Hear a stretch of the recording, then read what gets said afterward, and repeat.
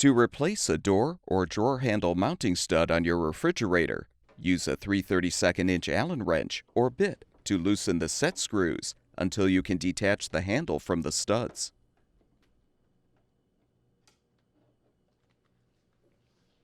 Use a Phillips head screwdriver or a No. 2 square drive bit to unthread the old stud if still intact.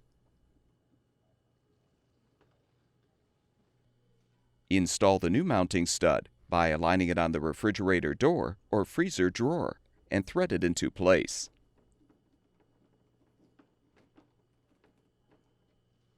Make sure the set screws are partially threaded into the handle.